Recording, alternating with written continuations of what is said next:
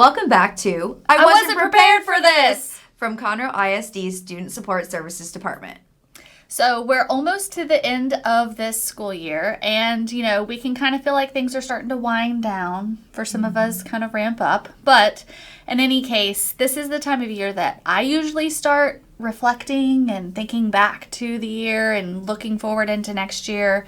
But since we're winding down the year and we're thinking of leaving, right, for summer or whatever, we're leaving something behind, whatever it may be, I have a fun question for y'all. Okay. And we have a guest on the podcast with us today. You want to introduce yourself? Hey, Jeremy. Okay, Jeremy, he's a behavior coach with us. He's so humble. He's not going to say much about himself. We're excited to have him on the podcast and join conversations. He is a very fun person to have conversations with. He has a lot of interesting thoughts and information, so I'm excited to hear what you have to say to this question. Are you ready? Ready. If you could only take one thing with you, anywhere, maybe a desert island, maybe just into the next school year, maybe, if you had to be, locked in the closet. I know, that's weird. I don't know. I just said that. But anyway, you could only take one thing with you. What would you take that sparks your joy? That sparks my joy. I'm assuming this can't be a person. It may be. I'd take my wife. Your wife. Okay. Yeah. Oh, well, that's so sweet. That is really I hope sweet. she listens to this, at least for the first 5 minutes, just to hear that. Well, that's great. Lindsay, what about you? Well, if I could take a person, I think I'd feel the same way. I'd probably take my husband. But if I could only take one thing, and people who know me would know this, I would bring my lip gloss. I have 20 of them in my purse at all times, and I can't survive without it. So I don't know how you keep up with them. I cannot keep up with a lot of things, much less lip gloss. It's like sunglasses for me. I have bought so many, and I don't know where any of them are. Yeah, I lose a lot, but I buy a lot. Oh, So you keep, because it's an my investment. joy. Yeah, you keep them handy. Well, if I could take one thing with me, it's funny. I actually asked my kids this question the other day. It was a deep conversation. We were talking about life experiences and life changes and everything else. But I asked them this question, and they both had very thoughtful answers. And then they asked me, and I thought, well, I would want to be able, if I was stuck inside, I would want to make sure there's a window, because the thing that brings me the most joy is nature. Mm-hmm. I feel the most connected. I feel most true to myself.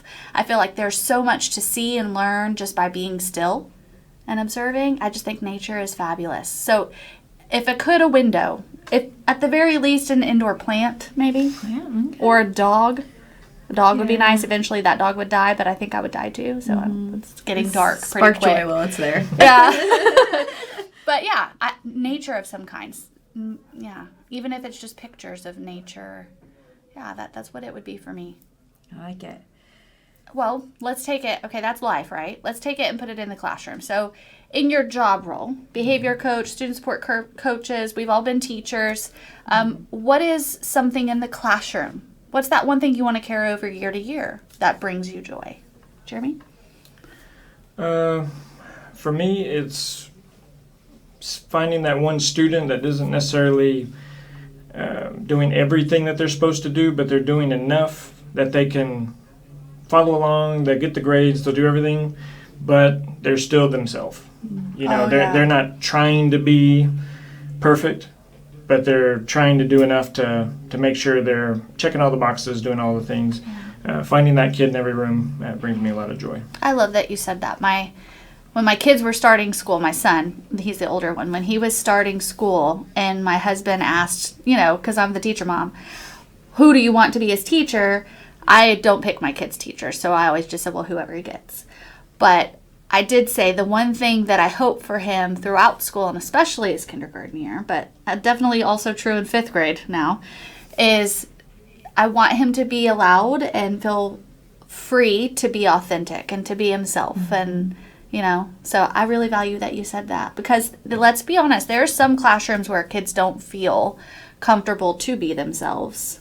There's a lot of high expectations, which are good, that we put on kids, but sometimes it's overwhelming and causes anxiety and makes us not appreciate approximations. Yeah. Yeah. Lindsay, what about you? Well, I just feel like one of my purposes is to just love people and make them feel valued and good. And so I just like to take the reminder for myself that this is somebody's baby and this matters to somebody a lot. And how would I want someone to treat my babies? And that's just the mindset that I go into every classroom with. And I think that's really helpful in letting kids be themselves, right? And we find out, what do you like? And then we talk about it and let them know that we care about you and your interests. So, Have y'all ever said, kids will be kids? Kids will be kids. Have you ever said that? Or that in some way? I Have you hear a lot heard of it? people say boys will be boys. Boys will be boys, yeah. when they're energetic and things like that. Right. I feel like I've said that, and I know people have said that, whether it's boys will be boys or, the kids will be kids or whatever. I don't know if it always is said with a positive tone. It's kind of like implying, well, they're going to screw that up. yeah. But that they're kids, and it's okay. Like, we want them to mess up. But I also think that kind of allows for it too, right? Like, they're kids, they're learning. Yeah. Kids are going to be kids. So if There's some grace. Yes, there's a little Given. grace in that, I think. Okay. Well, I didn't read it that way, but now I will. I'll just look for the positive. Look at you. So loving. So, moving away from the question and kind of thinking about the purpose of our podcast today, our topic is, it was fun while it lasted. Let's talk about that fun. Which, this guy's fun. So, Jeremy, will you tell us a little bit about yourself? Sure. I'm the campus behavior coach at Bradley Elementary, and I see my role on our campus as the one who should have in-depth knowledge of PBIS systems or other behavior systems, and see all the levels. See things from a school perspective, see things from a classroom perspective, and from an individual kid perspective. Most of my experience has been at that, if you're looking at the RTI pyramid, at the really top of it, coming from AIM and from PASS. I've been involved with some very intensive individualized intervention, and it's nice now in this role to see the other sides of it and to help kids, help adults to consider all sides of it. So, I heard you say that you've worked with some of the most intensive kids. That can be very hard. And, you were talking earlier about, like, the kids being themselves most of all and not striving for perfection, but what's their perfection? What's next for them? How do you, with something that's so hard, I can only imagine motivation and the drive and to keep going when it gets overwhelmingly hard. Like, how would you define success in your role? What feels good to you when you know, like, oh, I should recognize this moment? For me, in my current role, it's helping everybody see that time is probably the biggest factor in everything. That for some kids, they might be able to go from where they're at to where we need them to be pretty quickly, and we need to find things to enrich and supplement and help those kids. For adults, it's also helping them understand their own needs and how their needs and the kids' needs can both be met, by helping with champs and things like that. And then I think from a school-wide perspective, I really enjoy working with the Foundation's kind of framework and helping people understand that it's guidelines, it's framework where you have kind of best case scenarios, you have systems in place that will serve most, and then baked within that are the relationships that you can connect and you can enrich each other to a point where they may not be where the system, where the state or the federal government might say we want kids at this stage by this age, and just helping everyone kind of expand that definition of success to include that some kids may be on a track where they're going to be in public education till they're 22, or the year that they're going to turn 22, or for some kids, boy, they're going to fly through the academic side of this, and we're going to focus on more how they relate to their peers or how they relate to adults. So it's really edifying for me to be involved and help everyone kind of see each other in an authentic way. See each other in an authentic way. And so, from hearing you talking, like success doesn't look the same for everybody, right? What may feel successful to you might not to me. And how do you deal with the fact that success looks differently in every single case when you're working with children and teachers? I try to approach things from a needs perspective, and especially helping everyone frame it in a way that we regulate. That some kids are going to have needs that for them to regulate and for them to ensure their own safety and everyone else's safety, whether that's actual physical safety with some exceptional circumstances, but even just felt safety, there are some needs that have to be met.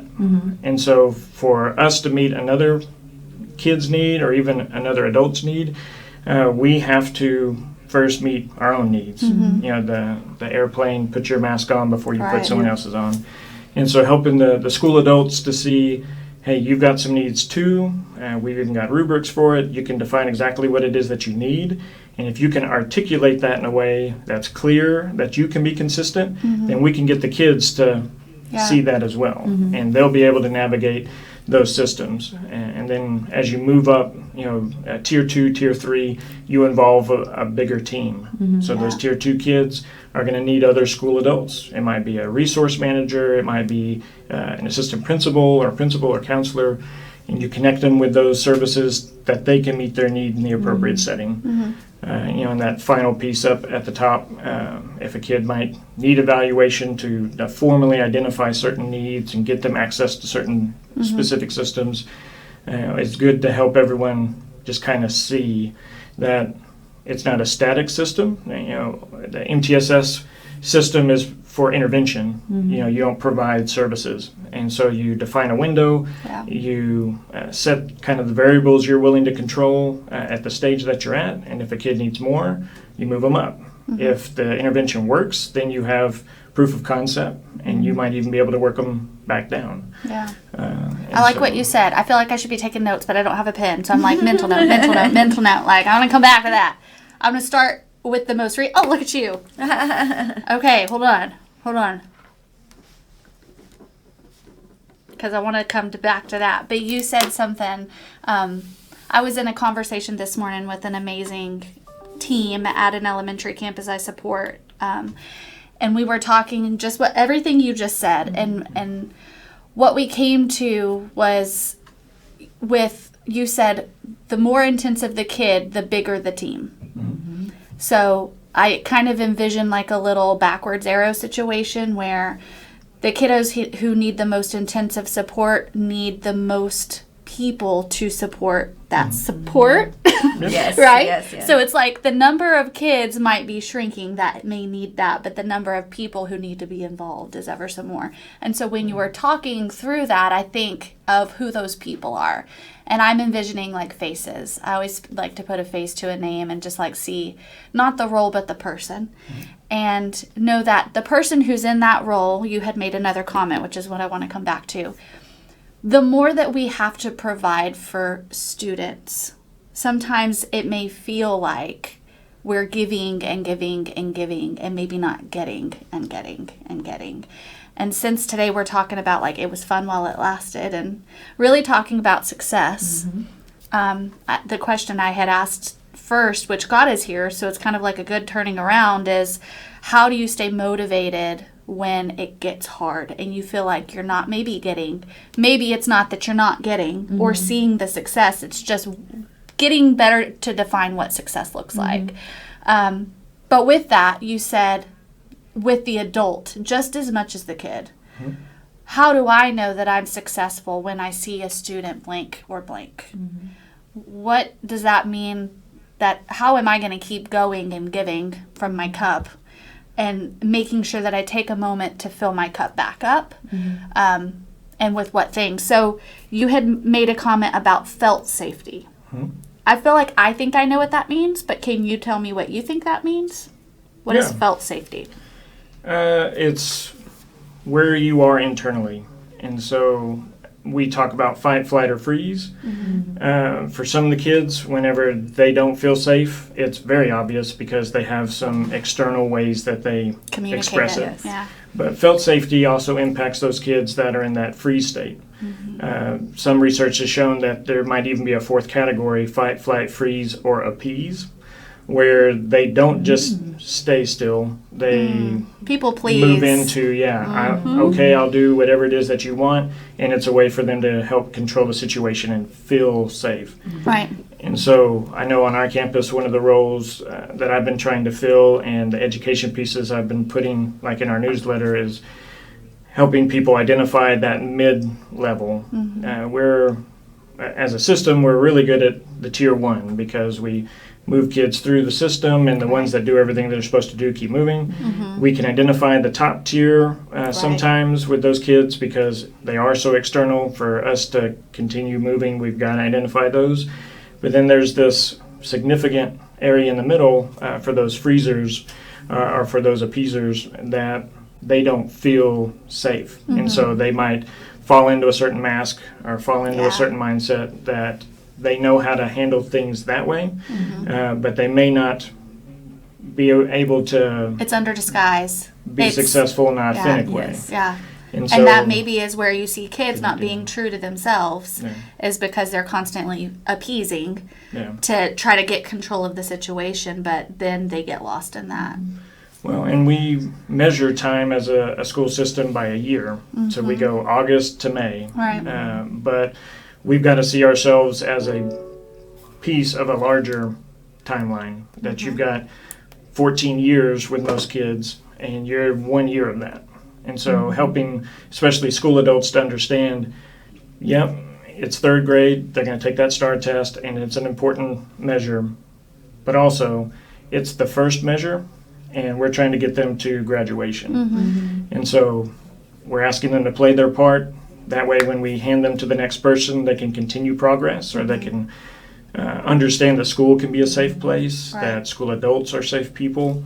That way, when they get into those really tough years, the late intermediate, junior high, early high school, they can identify people they can be safe with, and they can identify who they can be successful with, so that they can survive. So when you were talking, I was thinking about, you said we have them for 1 year, right?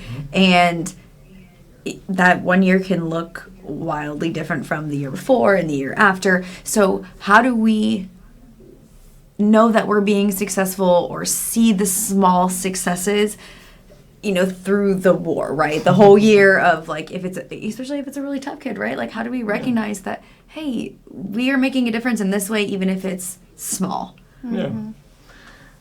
For me, because most of my experience is with the tougher kids, it's just reflecting back on, for me, data. I love data. And, there's kids that I've measured, it took them 2 hours in August to get themselves back into a state where they could comply again. Now it's only taken an hour. That hour still feels really long in May. But that's 50% growth, or for some kids, it's seeing them smile more often, or it's that the frequency might pick up, but the duration is shorter. There's just all these different ways that you can spin things to mark progress. Right. Yeah. I'm thinking, yes, you had said earlier, different tiers or different levels in a school building, right? We have campus-wide. We have, class settings or groups of students, right? And then we have, like, individuals. I'm thinking of that. Everything we're talking about, in my mind, it's like I have these two paths, like these two train tracks going together. And it's, yes, we're talking about the kids and the impact of felt safety on kids and celebrating their successes and approximations and knowing, like, what are our indicators of, like, hey, we should keep going. This is great stuff, right? It's just going to take more than maybe a year's time, because this is just one little tidbit of their life, that this will continue to be their life's path and journey. But then within that, you had mentioned relationships, and a relationship goes both ways, and both have an impact on each other in a relationship. And teachers and students it's all built on relationships. We say that. We also say things like, don't take it personally. But isn't it? Because it's a relationship, right? So you have to set boundaries for yourself. And I'm going to go Brene Brown for a moment. Brene Brown says, I cannot be within my integrity and generous towards you if I don't establish my own boundaries to be able to navigate within that relationship, right? And I think of teachers when I hear that, because like I said, we're giving and we want to make sure we're celebrating success, and we have to have that felt safety, which is I feel genuine towards myself. I'm in my own integrity and I can be generous towards you right now. That is what teaching is. But we have to maintain boundaries and structures within a safety net of a classroom environment and culture in order for any of that to happen, right? So when I'm thinking of that relationship, they're going to give me a cue card in a second that says, get to the point, Bailey. I'm spinning. I have so many thoughts, Jeremy. But I'm thinking, how can teachers, it's easy to say, celebrate the small things when there's so much on your plate. How can we self-check, set boundaries for ourselves first to know, I have to do this for myself to continue to be within my integrity and generous towards my students? What are those things? What are small things we could do? Like, Lindsay, what does your success look like? What keeps you going? What are those things that you say, I have to look for these things to know I'm on the right path for myself?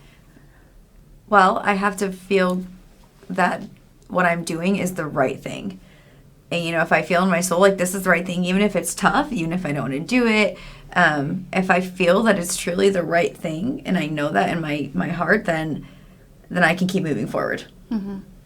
What about you? Well, I wasn't ready for the question. Let's go to Jeremy first. What about you, Jeremy? What's your things? I have a story that I like to use, especially with adults.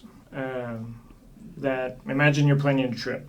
Okay, so you're planning a trip to Italy, and you've researched it. Maybe you've learned a little Italian. You know how to ask to go to the bathroom. You know, to the library, and all the things. Ciao, ciao. Then your plane lands, and you get off the plane, and you're in France. Oh, you said around. France. I thought we were going to Italy. Yes, you sing. You were planning on going to Italy, but now you're in France. So now you start looking around, and you think, what happened to, I was going to go to Rome. I was going to go to Florence. I was going to, have spaghetti, all the things. And you're looking around, and you have to grieve sometimes where you're at to appreciate where you're at. And so whether it's the kids that, it's been a tough year, or you're in the middle of a tough year, sometimes you have to learn to speak French. And that France is still a great place. You can learn lots of great things about it. Maybe it's still finding that connection over there, spending time to come back. I communicate it with parents to help them accept maybe the differences that they may have imagined life would be like with a child, to accept their situation. Sometimes I talk to school adults about it, that this may not have been the year you anticipated when you accepted this role, or you may have anticipated having all these things in place, but then the needs of your class trump some of the things that you visualize. Like I know a lot of teachers, sometimes they start the year with a certain token economy in mind. Boy, we're going to get bear bucks, we're going to get rowdy dollars, or all the things. There's going to be these costs, and it's just going to be great. They're going to love Friday. And then the kids don't like anything in the treasure box, or they just are ready to go broke and take out their reinforcement credit cards and start a big balance. And so just helping them accept where they're at, and then you can start to understand what it would mean to still get your needs met. All the cool things you thought you were going to get in Italy, you can either get in France, or you just make a plan to get back to Italy. And so for me, when I think about my success, it's more like I orient myself. I get what I can out of this. I allow myself to grieve things that I lost or anticipated having that I don't have. And then I lay out a plan for the next step. And that brings me a lot of joy. I love that. Do you mind if I take that story and use it everywhere else? Yeah. I'll give you credit when I do it. But I love that because it's orienting yourself to where you are now and knowing the only way that I can appreciate where I am is to be where I am. Right? And success sometimes looks like just accepting. Yeah. This is what it is for right now, and if I can accept that, then I can be successful here. Otherwise, I'm going to never settle in where I'm at and constantly be trying to achieve something that's not even possible right now. And that's okay. Yep. But it's always about what's next and how do I celebrate that and keep moving. You can't set a boundary if you don't know where you are. Yeah, I love that. I love it. So let's do we Quick want check? to, quick check? Let's do a quick check. Okay. Email studentsportservices@conroeisd.net. Treat yourself for a prize. Treat yourself. Treat yourself. Make sure you email us. We love to see those emails come through from the podcast.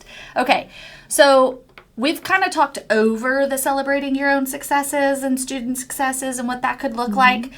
But let's get like real for a second and just talk about like specifics. So Jeremy, I'm going to throw this at you again. So we know you're a behavior coach, but this is a new position for you this year. So, you had said orient yourself, but also give yourself time to reflect and think back on the year. And so, what were your wins in this new position this year? It's going to sound odd to say it, but we've identified more kids this year through the MTSS behavior model than in previous years. And it's not a reflection that behavior is more intense or more frequent. It's more that we now have a dedicated person. This is the first year that this role has been on this campus as well. So we've got someone who can keep an eye on that part of the school system. And it was successful in my perspective this year that we were able to specifically target more kids with intervention and to connect them with some needs that when we made referrals, they were quality referrals and the kids qualified for the most part. And the kids that ended up not getting referred, we were able to change intervention. We were able to focus more on what the kid needs rather than relying on more stock type answers. That's great. Whenever I talk with the campus about, behavior interventions or MTSS processes or just kids who have interventions, whether it be behavior or academic, the thing that's always in the back of my head is just what you said is, that's great that we've identified those kids, but what about the kids that we're not talking about? Who are we missing? How do we know who else is out there that might need something but maybe is under the guise of that, like you said, appeaser right now? What about the kids who are merely apathetic in the classroom and not truly engaged, but also not unsafe? What about the kids who aren't disrupting the learning environment, but also aren't engaged in learning? So that is great. It's a huge indicator of success. I mean, you went big with it. I was expecting like a little thing, like you said earlier. I'm smiling more. Yeah. No, you just took it home. Success. That's big. So then, how can teachers help celebrate student success, and how do you help celebrate teacher success in your role? For my campus, celebrating a teacher's success is usually with things like TAEs, or we have an app that I help maintain. We call it the Sleuth. Did y'all know a group of bears is called a sleuth? No, I did fun not. And so our Bradley kind of social app that we have is called the Sleuth, and it has teacher favorites or our school adult favorites. And so if there was something just kind of nice that I wanted to say thank you, or wow, you really stuck it out and you did everything I asked even though it was hard, I might look at that list and find something for them, to help them feel like appreciated. It's like the All About Me page where it has like their favorite things. Yeah. Okay, yeah.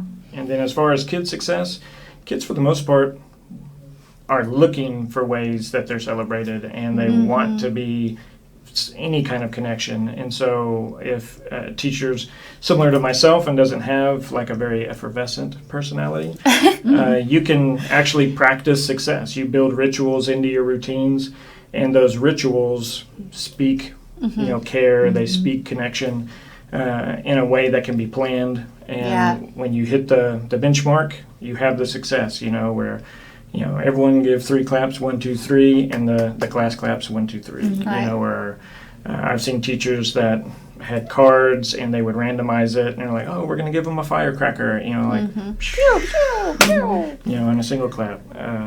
Or especially with those more intensive, individualized interventions, you have success that is at the end of the road. It was something that you talked about from the very beginning with the kid, and you said, look, if you did this, this is what you're going to get. And the act of doing that builds trust, and it lets the kid know that you are someone I can be vulnerable with Right. and take those academic I can risks count with. on you too.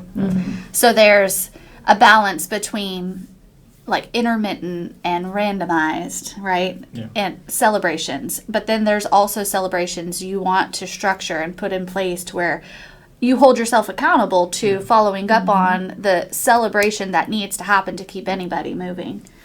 Yeah. And you had said something else. I didn't write it down because I mental noted it. You had mentioned the connection. Like celebrating success is great and dandy. It's fun. It makes people feel good. Woohoo. But it's really about, for me, the connection that I'm making to the thing I did that was worthwhile, as well as the other people in the room that I can share in that experience with. And kids are looking for those connections also with their peers. So you had mentioned the class-wide celebration with just the 3 claps or the firecracker or whatever it may be. It's great to celebrate success, teacher to student.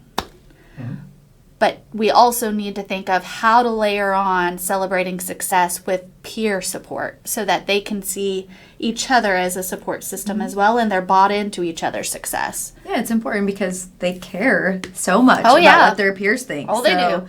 If Yeah. their friends are able to support them and say, hey, you did a great job reaching your goal. If they know their goals, maybe that's a way to share our goals so that we can Yeah. all, celebrate when there is success. Right, right. Well, and you can directly teach all of it. You can even have a social lesson with the kids, the whole class. Like, if a kid does something that you notice they don't usually do, here's a way that you can respond to let them know that you noticed and that you appreciate it. Or I know of classes that have a spotlight time period built in to their morning meetings, and the kid gets 10 minutes uninterrupted. They can just talk to the class about their interests, things like that. And it's a way most friendships are built on like shared interest. And so like helping kids overcome kind of the physical obstacles or whatever social obstacles can be a part of a school dynamic, and helping them understand that they do have a connection with this kid, that celebrating with them might look different than what they themselves culturally might be used to. Right. I think, we talk a lot outside of school about, or I do, I don't know, I listen to all the podcasts and read all the self-help books. That's just kind of my thing. It's just, you can find me in that aisle. But, thinking of love languages and like, attachment styles and all of those things we might talk about out in like outside of school life. Those concepts still apply to the relationships that occur in a school building. So when you build, a token economy system in your classroom, or some kind of motivation system, if you just have the treasure chest on a Friday, you might only be reaching some kids. Yes. And that's one of the most intensive ways, to that's hard to maintain because you got to buy stuff to go in it. And why do that to yourself? So also consider, just like you said, ways to connect peers to each other in a social way. Give them talk time. That doesn't cost any money. It's going to cost you some time, but they're going to talk anyway. So let's make it a reward, incentivize it. We talk about building relationships. That's how you do it. You're aware of the student's needs, the student's interests, and you see them as a human first, and you're willing to celebrate with them in ways that they want to celebrate, right? Well, and we have all these social constructs that we rely on when we're in large groups. Yeah. And especially if you're in a secondary level, like I taught 8th grade for several years, you just find your unique way to connect with the kids in those social constructs. Like, I stood in the hallway, and as kids walked in, instead of just saying good morning or whatever, I'd throw something random in there occasionally just to make the kid perk Get a up. little eye contact. Or just you notice them in different ways.